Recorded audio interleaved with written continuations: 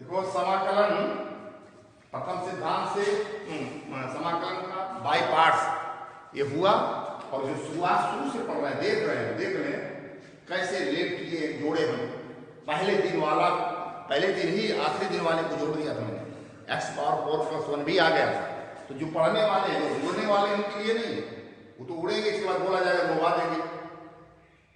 लेकिन जो रिलेट कर देगा, हमारे साथ जोड़ लेगा, उसको हमारी शैली होती है कि √x का समाकलन हमने पढ़ाया, उसी वक्त उलझन पैदा कर दिया इसको भी √10x, क्योंकि हमने देखा विद्वान लड़कों को, अच्छे लड़के शुरुआती में अच्छे हैं, ये तो इसको जैसे करते इसको ऐसे करने लगते हैं। ठीक है, ये 10 दिन 20 दिन बाद पढ़ते, हो सकता तब न गलत करते, लेकिन इसके बाद 10-20 दिन बाद ही गलत कर देते हैं। इसको अगर हमने पूछा तुरंत इसको पूछ लेते, इसलिए इसको समझ करना था, कैसे देखें क्या बनाए। तो अब इसमें आज इस तरह का फॉर्म पढ़ा जाएगा, I = integral dx upon a plus b cos² x integral dx upon a plus b sin² x। अगला integral dx upon a cos² x plus b sin² x dx। ये तीन form, integral dx upon a plus b cos² x, integral dx upon a plus b sin² x, integral dx upon a cos² x plus b sin² x। ये तीनों एक जैसे हैं, एक ढंग के हैं, इनको सीखना है। कहानी का मतलब ये हुआ कि अंश में कुछ भी नहीं है, ये याद रखना। वो बात ये तो इंटर में काम चल गया, अभी थोड़ा सा इंटर चेंज करेंगे, वो इंटर को सवाल नहीं है। और मास्टर भी ऐसे लगा देता है जैसे इंटर वाला किया, अभी तक ऐसा नहीं मिला इंटर स्तर पढ़ाने वाला जिसका हम टेस्ट दिए हो, जो मास्टर यहाँ आया हो या लड़के हो, तो वो उसी ढंग कर देता है। ये याद रखो, ऊपर नहीं कुछ होना चाहिए, अगर है तो वहां इंटर में नहीं, थोड़ा सा बदला है, लगेगा इंटर वाला ही, लेकिन थोड़ा बदला है, अगर यही ढंग वहां लगा दोगे तो गलत हो जाएगा। इन तीनों में क्या देख रहे हो तुम, हर में cos² हो या sin² हो या cos² sin² दोनों हो, तीनों के लिए एक नियम है, अंश तथा हर में cos² x से भाग देते हैं, अंश तथा हर में cos² x से भाग देते हैं, तथा tan x बराबर t मान लेते हैं। अंश तथा हर में cos² x से भाग देते हैं तथा tan x बराबर क्या मान लेते हैं, t।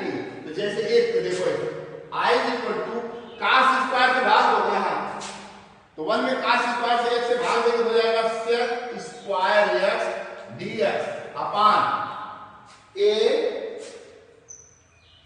sec² x plus b। हमेशा cos² देंगे, sin² होगा तभी cos² देंगे, cos² sin² है तभी cos² से तीनों भाग दिया जाएगा। और दूसरा लाइन ये देखो, नीचे हमेशा tan x बना दिया करो, इसको लिखोगे I = integral sec² x dx upon a plus a tan plus b। a plus b रख लेना, a प्लस b रख लेना, a plus b plus a tan² x dx।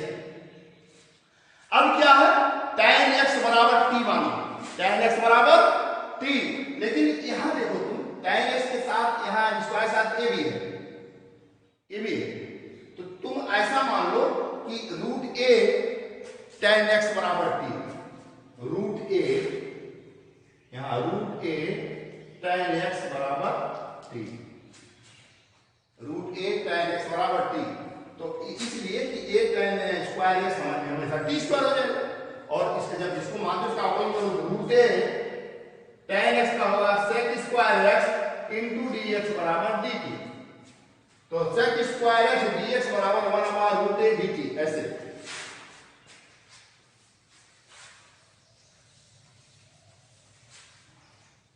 तो I = 1/√a बाहर करो, sec² x dx dt बटा a tan² x t² हो जाएगा प्लस a धन b, इसको लिख सकते हो a धन b square.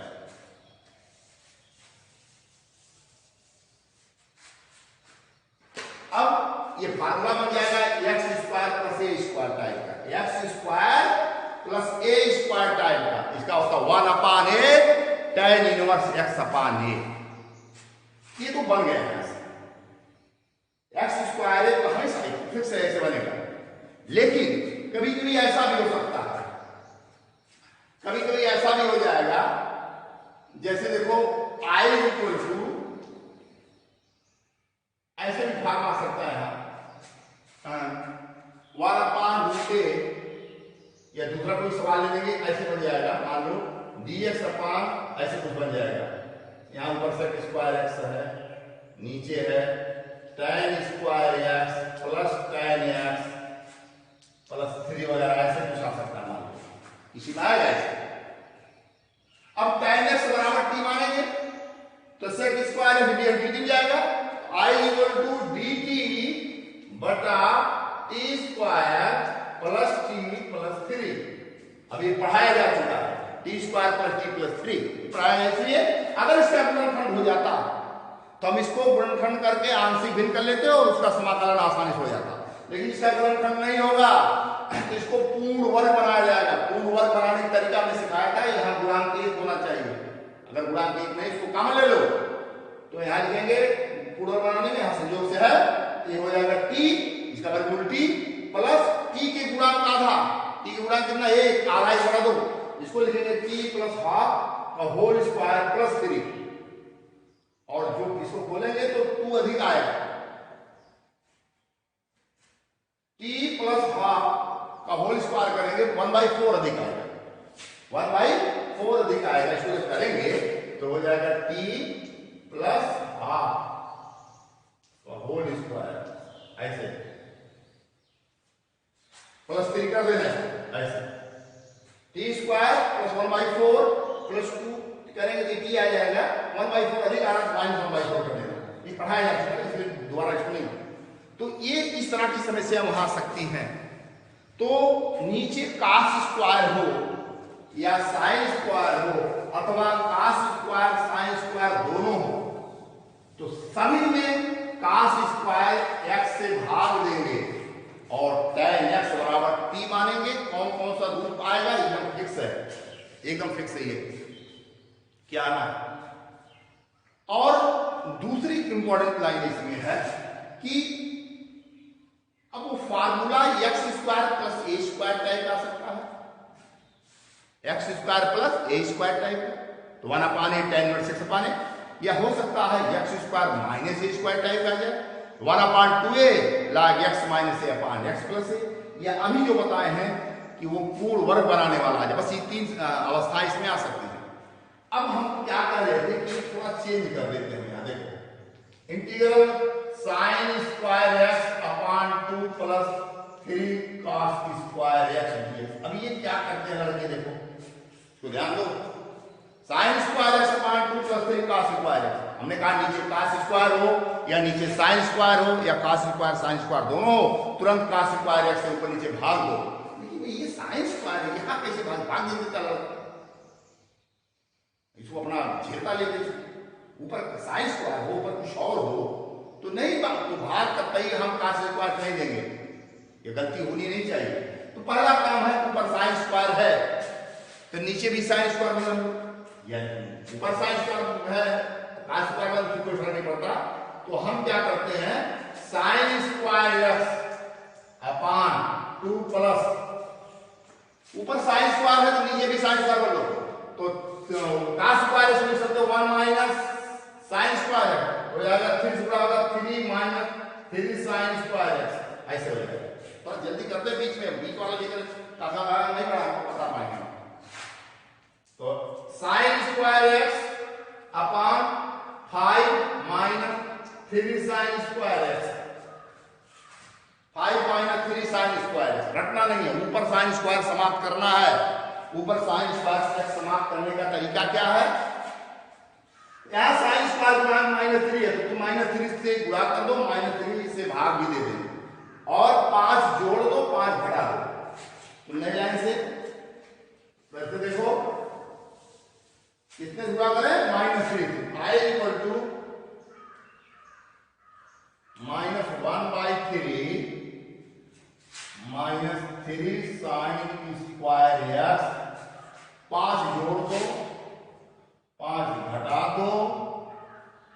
13 5 minus 3 sine square. कोई दिक्कत है क्या?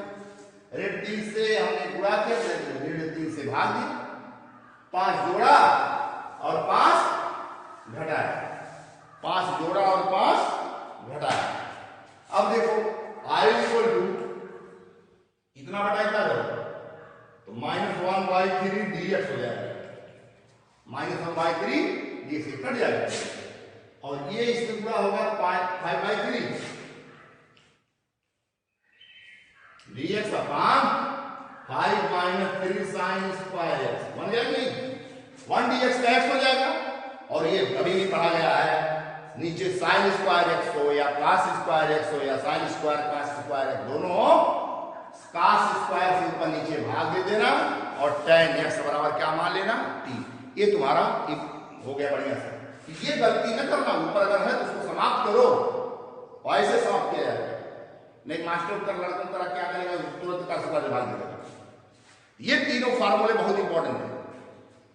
अब अगला देखो, इसी पे एक थोड़ा सा और देखो, integral dx upon 3 plus sine 2x, 3 plus sine 2x। अब एक समस्या तो है ना, स्क्वायर वगैरह नहीं है, तो i equal to dx upon 3 plus sine 2x को लिख सकते हो 2 sine x into cos x, 2 sine x into cos x। अब यहां क्या है, साइन और कॉस, साइन की घात एक कॉस की घात, तो इसको 2 मान लेते हैं तो ये लगता है जैसे स्क्वायर टाइप है, साइन स्क्वायर टाइप है, कॉस स्क्वायर टाइप का, सेम वही लगाओ। कॉस स्क्वायर x से ऊपर से भाग दो तो sec square x dx upon 3 sec square x plus 2 tan x। अभी जो सिखा रहे शायद वही आ गया, calculator 2 tan x, sec square x को लिख दो 1 प्लस tan स्क्वायर x और tan x बराबर t माना, तो सेम वही फार्मूला बनेगा dt अपॉन 3t स्क्वायर धन 2t धन 3। ऐसे अगर गुणनखंड हो जाएगा तो आंशिक भिन्न कर लेना, नहीं तो ऊपर बना लेना। तो ये कहने का अर्थ है इस सवाल में 2 घात नहीं था, फिर भी sin 2x 2 sin x into cos x 2 घात हो गया, तुरंत cos स्क्वायर से ऊपर नीचे भाग दे दिया और इसको ऐसे लगा दिया। तो भूलना मत, इस चीज को बहुत अच्छा सवाल था ये, और यहाँ वही बनेगा और 3 धन 3 tan स्क्वायर है धन 2 tan x, तो tan x बराबर t मान लेना और फिर उसको 3t स्क्वायर धन 2t धन 3 और इसको गुणनखंड होगा ना इसका ऊपर बना। तो ये अच्छा सवाल था, इस पर जितने क्वेश्चन होंगे सब करना, कोई दिक्कत नहीं थी। स्क्वायर वाले और जो ऊपर था मैं का स्क्वायर साइन स्क्वायर था ऊपर, उसको समाप्त करने वाला। अगला 3 और देखो, integral i equal to dx upon a plus b cos x, i equal to dx upon a plus b sin x, integral dx upon a cos x धन b sin x, इंटीग्रल ऐसे 3 formula. सिर्फ वो हो वहां square का यहाँ square नहीं है, वहां स्क्वायर का यहाँ स्क्वायर नहीं है, तो करो क्या, तीनों में एक बताएंगे, एक नियम बताते हैं। ऊपर स्क्वायर था, यहाँ स्क्वायर नहीं है, इसके पहले वाले में स्क्वायर था, इसमें स्क्वायर नहीं है, तो तीनों का एक बीज, तीनों को अर्ध एंगल में तोड़ लो।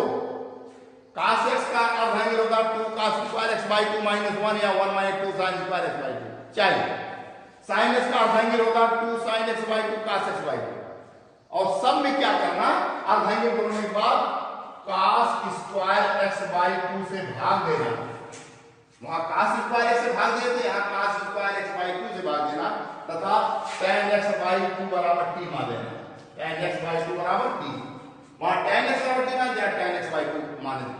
तो सेम एकदम वैसे करना है। किताब में दूसरा ढंग लगाया, वो गलत, वो ठीक नहीं है, किताब वाला नहीं एकदम, वो अपना तोड़ा तड़ा है, वो जरूर काम किया, इसको भी तोड़ता है, यहाँ भी भाग देता है। तो ये सबके लिए करो, किताबों में देखोगे कुछ और किया, ये इसको लिखता है शायद ये साइन स्क्वायर धन cos स्क्वायर x ब्रैकेट करके फिर इसको तो सबके लिए एक विधि है सेम कि अर्धहीन तोड़ो का स्क्वायर बाई टू भाग दो tan x बाई टू बराबर टी मानो। तो ये बहुत लंबा प्रश्नावली बना, कम से कम 50-60 क्वेश्चन होंगे, इसको पढ़ डालना फिर आगे बताएंगे।